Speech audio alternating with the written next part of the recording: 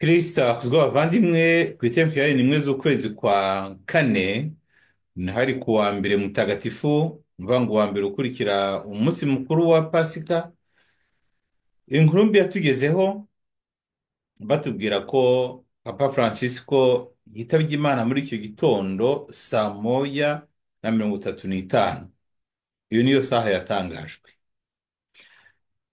ku buryo bwari butunguranye cyane, kubera ko ku munsi wa pasika tariki ya 20 yari yasesekaye mu mbaga yari yaje guhimbaza pasika mu rubuga rwa Petero Mutagatifu. Agaragara nk'umuntu ufite intege cyane, avuga bigoranye, ariko ashobora gutanga umugisha. Noneho baravuga bati ari kwijajara, ari kugenda yoroherwa, niko ijambo ryavugaga. Ariko biza kurangira muri iryo joro nyine ubwo amerewe nabi, kuko muganga we yabisobanuye, yavuze ko guhera mu ma saa 11 yahamagajwe n'umuforomo wari umushinzwe amubwira ko bimeze nabi, ati dusubire mu bitaro. Noneho aho ahagereye abona umubiri we utagisubiza, aravuga ati umuntu yamaze kugera muri koma. Nuko rero nyuma twumva ko karidinali ubishinzwe yaje gutangaza ko yitabye Imana saa 35 zo muri icyo gitondo. Kuko nabibabwiye, iminsi yagombaga gukurikiraho hagati y'iminsi 4 n'6 bagombaga nyine papa yagombaga kuba ashyinguwe. Akaba niyo mpamvu nyine ashyinguye kuri uyu wa gatandatu. Muri iyo minsi, mu minsi ikurikiraho rero, hagati y'iminsi 15 na 20 twaba tumaze kubona umupapa mushya. Papa Francisco ntabwo muri iyi myaka 10 yari amaze ayobora kiliziya yagize ubuzima bworoshye, ndavuga haba ku buzima bwe bw'umubiri, kuko yagiye mu bitaro kenshi, haba mu byemezo yafataga bigateza ibijya kuba nk'akavuyo muri kiliziya, ariko haba no mu buryo bwo kubaho yagiye atuma abantu benshi bibaza. Reka rero turebe ko mbere yo kugera ku bupapa, buriya ngo hariya i Roma hirya no hino bamwitaga ngo udafatika, bashobora kumenya ngo wamufata ute. Rimwe bakavuga bati ari kumwe n'abifuza ko ibintu byihuta cyane, bwacya bakavuga bati ahubwo ari gusubiza ibintu inyuma, bwacya bakavuga bati mbese barabuze aho bamufata, bakajya bamwita ngo udafatika. Ariko si ibyo gusa, kuko ni Buenos Aires aho yari umwepiskopi, ngo yari afite isirino, izina bamwitaga bavuga ngo Ndajakonde. Ni ukuvuga ngo ntushobora kumenya ibyo atekereza, ntushobora kumenya ibyo yifitemo, ntushobora kumenya imigambi afite. Bajya kubona bakabona imigambi irasohotse, ariko batazi uko byatangiye. Noneho rero kugira ngo turebe ku buryo bwabanje, kuko ibyo byose byagaragaye muri myaka 12 mu Vatikani, n'ibyagaragaye nkayobora diyosezi y'i Buenos Aires hariya muri Argentina. Diyosezi ye akaba ari naho avuka mu by'ukuri, bifite inkomoko ikomeye cyane mu mateka ye yabanje, kuko burya amateka yacu yabanje ashobora kurema uko twitwara mu buzima busanzwe n'abandi bantu buri kera, cyane cyane iyo twagize nk'ingorane zo kutashobora kuyasohokamo, cyangwa tuyahe umurongo mushya agomba kugenderamo. Reka rero turebe ibyabanje mbere yo kuba papa. Ubundi akomoka he? Ubundi ni muntu ki uyu papa Francisco wavutse yitwa Bergoglio? Akaba rero yaravutse mu mwaka w'1936 akavukira mu gihugu nyine ko maze kubabwira, mu gihugu cya Argentina. Reka mbazanira amatariki neza, kubera ko ni byiza ko tumenya neza amatariki yavutseho.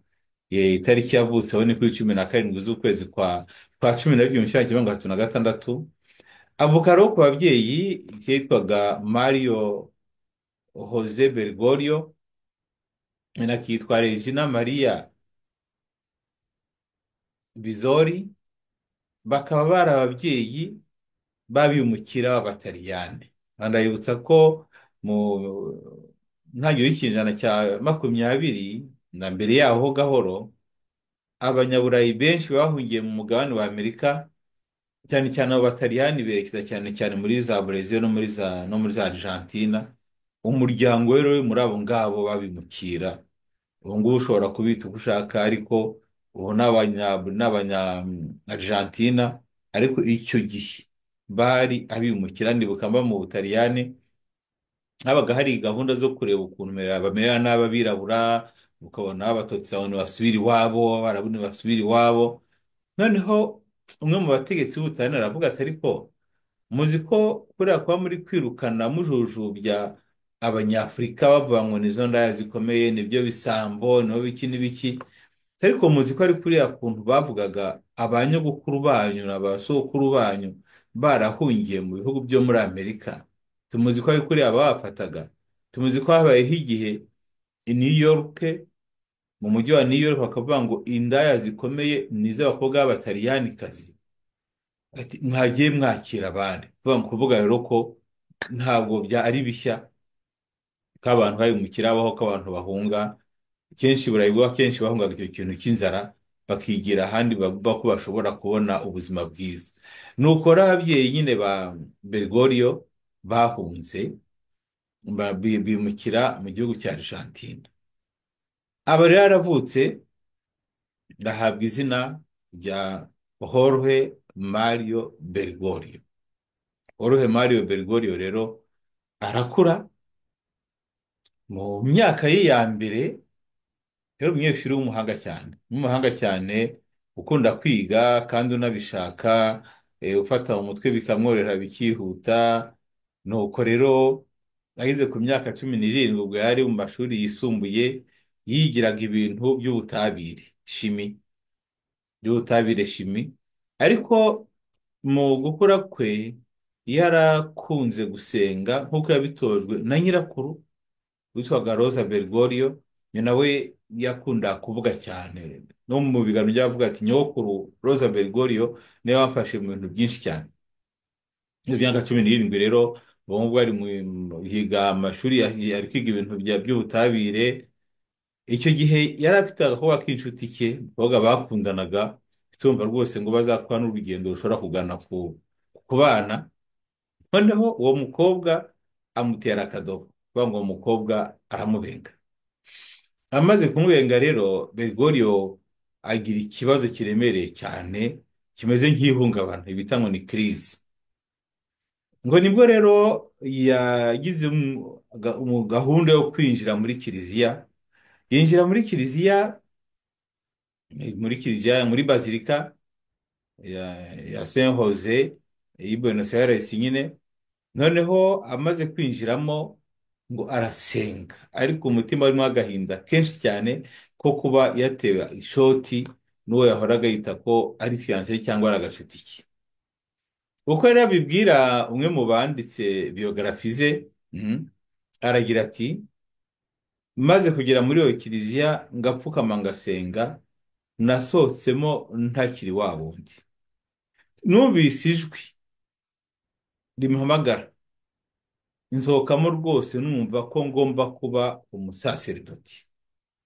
Ngo yinjiye muri bazilika San Jose Buenos Aires, agezemo arapfukamye, yari afite agahinda kamurenze. Noneho mu ijwi rimubwira ko agomba kuba umusaseridoti. Ibyo ngibyo mushobora no kubisoma n'ahandi, kuko ariko ni ubuhamya yanatanze mu magurupe y'abakarismatike babwira ukuntu umuhamagaro we wavutse. Nuko rero nibwo ahise ibyo kwiga ibyo by'ubutabire, maze kubona diporoma abirangije, ahitamo gusaba kwinjira mu iseminari nkuru yo muri diyosezi i Buenos Aires. Kugeza kuri uwo munota yinjiyemo nk'umuseminari wa diyosezi i Buenos Aires. Aho amaze imyaka 2, nibwo yagize igitekerezo n'icyifuzo cyo kwinjira no mu muryango w'abayezuiti, icyo bita Compagnie de Jésus, abavandimwe ba Yezu, baherekeza Yezu. Umuryango w'abayezuiti nyine washinzwe na Mutagatifu Ignace wa Loyola, mwaka 1539. murabyibuka ko nawe yigaga muri universite noneho agahinduka kumva agomba gushinga umuryango w'ingabo za Kristo. Ubwo rero ubwo yinjira rero mu bayezuwiti, yamaze imyaka 13 mu kwigishwa. Ni ukuvuga ngo nka 1958 kugeza 71 yari mu masomo mu muryango w'abayezuwiti. Ni muri icyo kintu rero kitoroshye cya nyuma ya konsili Vatikani ya kabiri ko Bergoglio yahawe ubusaserdoti muri 1969. Cyari igihe kitoroshye kuko yinjiye mu muryango w'abayezuwiti, murabyumva, 1969 hari kirizi iteye ubwoba, ngo ku buryo mu muryango w'abayezuwiti honyine inyuma ya konsili Vatikani ya kabiri, 1/3 cy'abayezuwiti bavuye mu muryango bava mu bihayimana barigendera bigira hanze. Ubu ngubu muri Argentine rero abari basigaye naho haratangiye gushyuha ibintu byitwa théologie de la libération, teolojiya yo kwibohora. Teolojiya yo kwibohora ikaba yari ifite ukuntu ifata ivanjiri ikayisobanura nk'uko abakomunisite, amarxiste bashobora kumva ko nta mpamvu yuko hagomba kuboneka abakire n'abakene, abakomeye n'abaciye bugufi, ko bagomba gusangira byose. Muri iyo kirize rero iyo teolojiya ya marxiste, urumva we amaze guhabwa ubusaserdoti. Mu ruhande rumwe hari abo ngabo bashyigikiye teolojiya ya liberation, teolojiya yo kwibohora. Mu rundi ruhande hari abagiye kuba abakonservateri abakomeye ku muco wa kiliziya. Icyo gihe ngo we rero nk'umupadiri w'umusore, ariko burya ntabwo ari umwana, amaze imyaka myinshi yiga 13 yose mu muryango w'abayezuwiti, ngo akumva icyiza ari uko ahubwo habaho ikintu cyakuba nko hagati aho ngaho, ntibe teolojiya ya liberation, ntibe na teolojiya y'ubukonservateri, aho bigahinduka teolojiya yita ku mukene. Ngo muragenda mwumva aho ya myumvire y'ibitekerezo byagiye bituruka. Teologie de la liberation y'abayikurikiye bagenda ukwabo, iyo teologie ubwo noneho baravuga ati ndabona hagomba kuba ikintu cyatuma habaho ikintu kitivanga na politiki. Ntabwo ari teologie politike, ahubwo hakaboneka ikintu kirimo aho ngaho hagati gituma ivanjiri tuyikoresha kugira ngo tuzahure abakene, aho gufata isura cyane ya politiki. Ubwo rero birumvikana ko icyo yashyize imbere ni icyitwa inculturation, guhuza ivanjiri n'umuco. Ubwo rero ntibyahagarariye aho ngaho, yaje kuza gutorerwa kuba umuyobozi w'abayezuwiti mu gihugu nyine cya Argentine, bo bita provinciane. Tugeze mu 1973 ubwo bamutoye, hagati y'imyaka 36 gusa, ubwo bamutoye kugira ngo abe provinciale. Mu gitabo mperutse gusoma cyitwa Entretien, icyo yaganiriyeho na Padiri Antonio Spadaro, uriya nyine wari umuvugizi we, aravuga ati igihe byari ubusazi kuko nari nkiri muto cyane wo kuyobora abayezuwiti. Ariko iyo gihe urumva turi mu gihe nyine gikomeye cya kirizi ikomeye cyane cyane muri kiliziya, ariko bamwe bagira bate bagira bate, noneho we atorewe kubayobora. Ntabwo rero byamworoheye, kuko ubwo niyo uvugira ko icyo gihe yagiye afata ibyemezo bimeze nk'igitugu, niwe ubyivugira. Noneho biza rero gutuma rwose abayezuwiti basa nk'abamushyira ku ruhande, ku buryo ngo igihe yarangizaga manda ye yo kuyobora nyine nka provinciale, bamwohereje kuyobora seminari nkuru, kuyobora fakulite yabo igihe gito. Noneho ahavuye ashaka kwigira mu Budage kugira ngo arebe ukuntu yagumya kunonosora amasomo ye, akorere na doctora, ngo yige ashobore kugera impamyabumenyi y'ikirenga, ngo yarahagurutse koko aragenda. Ariko hagati y'ako hari ikintu ntarutse, ni uko muri iki gihe hari provincial, ntabwo byari bimworoheye. Mu ruhande rumwe nyine hari uko kuntu umuryango wabo umeze w'abayezuwiti, ariko na kiliziya imeze muri rusange. Ariko mu rundi ruhande hari igitugu kiri mu butegetsi bwa leta muri Argentine. Hari gahunda iteye ubwoba, kwica, gufunga, kurigitisha abantu. Iyo gahunda buriya abanyagitugu bose bakora kimwe, abanyagitugu bose bakora kimwe, kubera ko ntimushobora gukora inama ngo mugire umwanzuro mufata. Nta kintu mushobora kumvikanaho, kubera ko akoresha imbaraga gusa. We icyo akora ni ukwica, ni ugufunga, ni ukurigitisha abantu bose bumva ko badatekereza kimwe nawe. Ubwo rero icyo gihe urumva, naho muri kiliziya nyine hari icyo kintu kimeze nka marxisme na anti-marxisme, ku buryo noneho haba ari benshi bafungwa muri ibyo bihe, hakaba n'aburirwa n'irengero rwose. Ku buryo rero icyo gihe hari n'abapadiri babiri bayoborwaga n'umukuru wabo nyine Bergoglio, baburiwe irengero. Nyuma ariko baje kuboneka, uretse ko hari n'abapfuye nyine, hari n'abapadiri bapfuye muri kiriya gihe. Igihe hamaze kubirirwa irengero muri za mirongo icyenda, muri icyo gihe batangira gushinja ko ari Bergoglio nk'umukuru wabo wabatanze. Ntabwo ari ubwa mbere bibaye ko abapadiri haboneka nk'abashinja ababayobora ko aribo babatanze cyangwa ko bicishije abantu. Ntabwo ari ubwa mbere ko haboneka no mu bihaye Imana abashinja abasenyeri cyangwa abakiko aribo batanze abantu. Nawe rero ni uko yabishinzwe, abimushinja mu mwaka w'ibihumbi 2005, cya gihe batora nyuma y'urupfu rwa Papa Yohani Pawulo wa kabiri. Baza kongera kubimushinja n'ubundi bamutora Papa Francis amaze kwegura. Ariko kera karabaye, umwe muri abo bapadiri witwa France Jarix aza kuvuga ati ntabwo ari we wadutanze, nibyo abantu bagiye biyongereraho. Ariko urumva nyine ko icyo cyaramukurikiranye. Nayo imaze rero kugera ku kuntu yavuye arangije manda ye nka provinciale, akabivaho, baza kumugira umuyobozi regiteri wa fakulite ya teolojiya n'iya filozofi muri fakulite yitwa San Miguel. Icyo gihe rero naho ngo akorana ikintu kimeze nk'umugaga,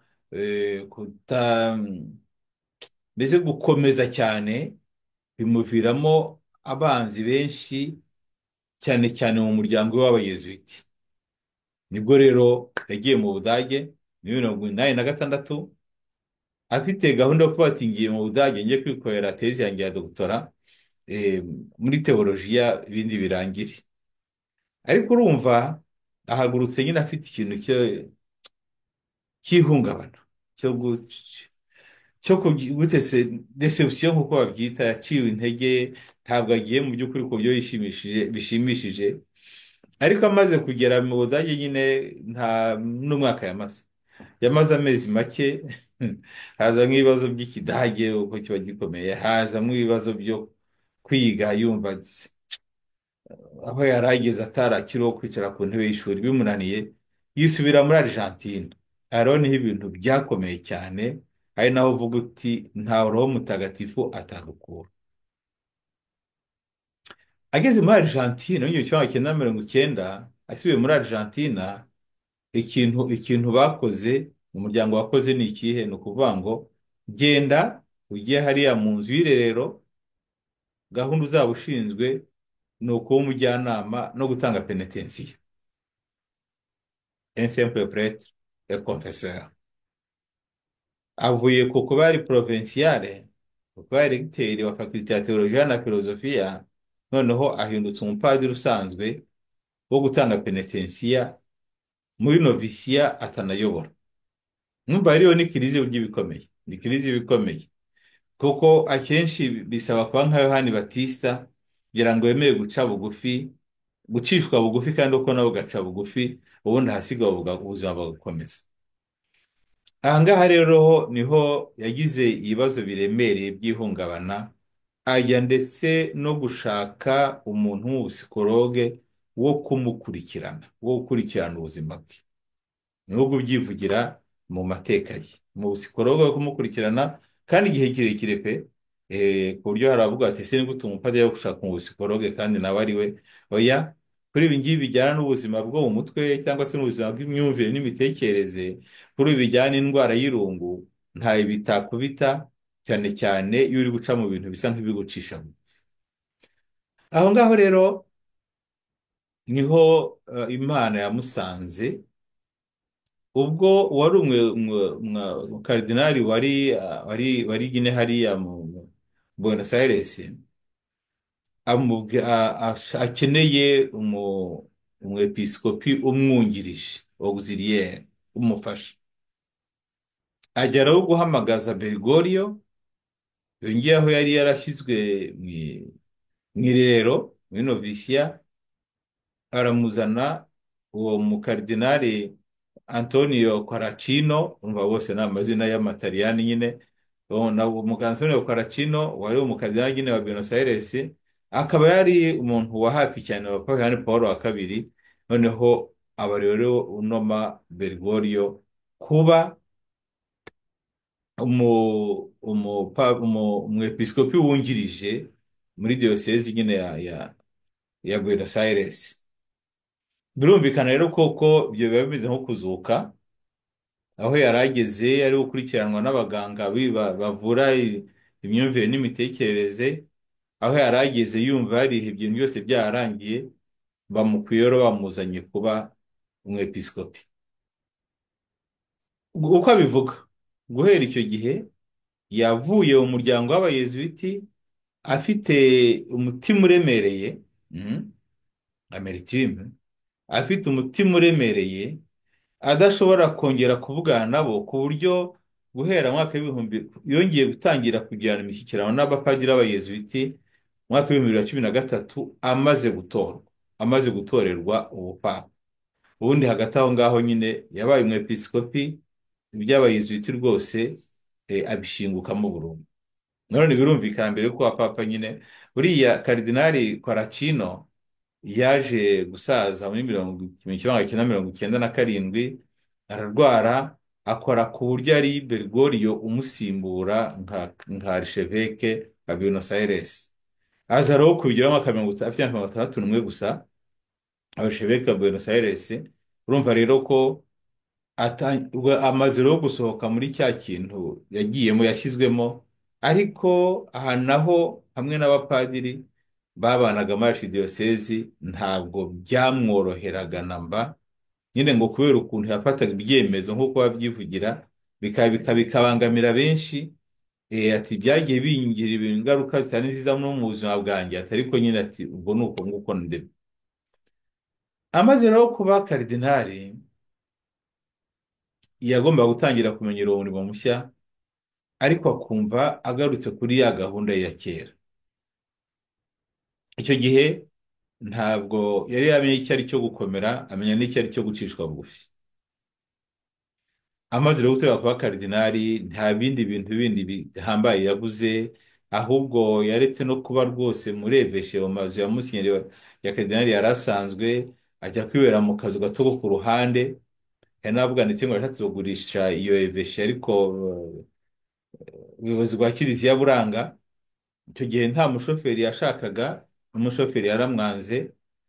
Noneho kubera ko yabonaga icyo kintu cyo umujyi wa Buenos Aires ufite abantu bavuguti benshi bamerewe nabi, abarwayi bakene n'abatindi, atangira ari ikintu cyo kuba umukardinali, ariko ugendera muri bisi, akagenda muri tren, akajya gusura abantu baciye bugufi, ku buryo yabayeho mu bukardinali bwe ku buryo butangaje. Muri iki gihe nabwo mu gihugu cya Argentine hari ubukene n'ubushomeri, byo 50% y'abaturage bari bamaze kuba abashomeri. Noneho bituma rero we atangiza ikintu cyo kureba ukuntu bajya bateranya ibiryo kugira ngo barebe ukuntu bafasha abakene cyane bari muri bo, ariko nabyo bimukurira inzangano zikomeye hagati ye n'abayobozi ba leta, bavuga ko ariwe muwopoza uruta abandi bafite muri Argentine. Rero ibyo biravuga igihe perezida ntuzaba witwa Nestor Kirchner yari perezida, n'umugore we Christina ni nawe uvugwa cyane, bari bafite ukuntu bahanganye rwose n'uwari karidinali nyine. Birumvikana rero igihe cyaje kugera, um, atangira kumenyekana gute rero? Urumva aho ngaho harimwo utubazo n'ibiki byose, ariko i Roma hari sinodi y'abepiskopi kugeza mu mwaka w'ibihumbi 2011. Muribuka ibintu byabereye i New York muri uwo mwaka, ubwo nyine barasaga za Tour Gemelle hariya muri Amerika. Wari karidinali w'i New York, Edward Michael Egan, niwe wayoboraga yari umwanditsi muri komisiyo wa sinode y'abepiskopi. Kubera byari bimaze kuba muri diyoseze, ahitamo kutajya i Roma. Noneho Bergoglio aba ariwe batora kuba umwanditsi w'iyo sinode ya episkopi. Wowe urumva niba ihuje abaturutse ku isi hose akaba umwanditsi, burya ni uko umuntu agenda asa nkaho umenyekana, kuko yaramaze yende kujya ahantu bose bashobora kumubona akora amaraporo agira gute amenyekana. Atyo rero mu 2005 Karidinali Bergoglio yafashe urugendo yerekeza i Roma muri conclave, ni ukuvuga mu itora rya papa wagombaga gusimbura Papa Yohani Paul wa kabiri. Mu minsi imwe yabanje, hari igitabo cya Karidinali Danelise uri wo mu Bubiligi, nawe witabye Imana, yita biyogarafi ye, ariko akavuga ukuntu we n'abandi bakaridinali barimo Maria Martini wari i Milano n'abandi bari baramaze gusa nk'abarambirwa ibya Yohani Paul wa kabiri. Bavuga bati ninde ugomba kuzamusimbura. Batangira ikimeze nk'itiku rero byo kureba nk'igice cyo gushaka umuntu ushobora gusimbura Yohani Paul wa kabiri, ariko atari umuntu wo muri Vatikani. Ni icyo kintu cyari kiri inyuma. Ntabwo byakunze rero. Mu mwaka w'ibihumbi 2005 Karidinali Bergoglio hari amajwi yabonye, kuko ako gace, icyo gice cy'abo bakaridino niwe batoye, ndetse ngo agera kuri 50 muri ayo matora. Ariko Bergoglio ngo yaba yarageze hakabona ko ari ibintu bisutse ku macakubiri, noneho bagiye kongera gutora arabyanga, aravuga ati abantu mwari mwampaye rwose ngewe ibyo bintu nabona biturutse mu bintu by'amacakubiri. Ngo yaba yarabyanze we n'ukoro Papa Karidinali Ratzinger yatowe ku izina rya Papa Yohani Paul wa 2006. Asubira muri Argentina rero, ndamutora kuba umukuru wa konferansi w'inama nkuru y'abepiskopi bo muri Argentina. Noneho haza kuboneka ikintu cya nagira ngo ni iki se, nagira ngo ni nka sinode y'ahitwa Aparecida muri yahuzaga ibihugu byose byo muri Amerika ya Latine. Noneho icyo gihe muri iyo sinode ya Aparecida, navuga nti niho tubona uburyo yitwara, niho byakomotse. Kuko muri iyo sinode ya Aparecida hari ibyemezo byafashwe, wumva ari umukuru w'izo konferansi. Mu byemezo byafashwe harimo ko bagomba gukora ku buryo kiliziya iba kiliziya igenda igana mu ntara, aho bita za periferi. Ntakugumya kuba ibintu byo mu mijyi gusa, cyangwa se kuba hafi ya paruwasi gusa, ahubwo tugende tugana mu bintu byo mu ntara, tube mu bya hafi gusa. Icyo ni icya mbere. Ikindi kavuga ati turebe ukuntu twashyira imbere ibibazo by'impunzi n'ibibazo byo kwita ku bidukikije, bita ngo ni ekoloji. Urumva rero iyo urebye imikorere nka papa, yibanze cyane cyane kuri ibyo ngibyo byo kwita ku bimukira, impunzi n'abakene, kwita ku bidukikije, kureba ukuntu kiliziya ajya muri za periferi, kugeza n'ubwo abantu hagenda atora n'abakaridino bo muri za periferi nyine, ku buryo hari aho bitungura, ujya kumva ukumva ngo karidinali archevêque wo muri diyosezi ya Milano, ni umusenyeri usanzwe, ajya kumva ukumva akantu k'akadiyosezi gato ko mu Butaliyani ngo uhari ni karidinali, ukabona ari ibintu bisa nkaho bitungura benshi cyane, ariko murumva ko byagiye bimukuramo muri uko kuntu yabayeho ubuzima bwe bwose. Ubwo rero yaje rero mu bihumbi bibiri na cumi na gatatu, Papa Leo wa cumi na batatu wa cumi na batandatu nako yareguye, yegura ku murimo w'ubupapa, akora igikorwa gitangaje kubera ko yari amaze kubona ukuntu kiliziya imeze, noneho asa nk'uwandi kuko kiliziya yibona, aravuga ati nta mbaraga ngifite zo gukomeza uyu murimo, aregura. Ibintu niwe mupapa wenyine weguye n'umutima w'inama we n'ubwenge bwe bwose n'ubushake bwe bwose, nubwo hari benshi batabyemera bavuga bati nawe yarabitegetswe cyangwa nawe yaregujwe cyangwa se bavuga byinshi, none tuzagarukaho igihe cyabyo nikigera, kuko abandi babanje bose abo tuzi bake beguye, hari abaga bakuweho n'abami, hari n'uwaba wagiyeho nka Papa Celestine yari amaze gusimbura batatu bose barozwe, noneho bamushyize hariya baravuga ati ibintu ntabyo nzashobora, yisezera ataramara na kabiri. Numva rero Papa Benedicto wa cumi na gatandatu avuze ikintu gitangaza, bituma rero abakaridinali bakorana, baratekereza, bakora inama, bibaza ko ugomba kumusimbura. Nuko rero rya zina ryari ryavuzwe muri ibihumbi bibiri na gatanu ryongeye kugaruka, bongera kubona ko wa muntu ashobora kuba papa, bati nibura azibagiza ibyo muri iyi si, ibintu byose bitameze neza.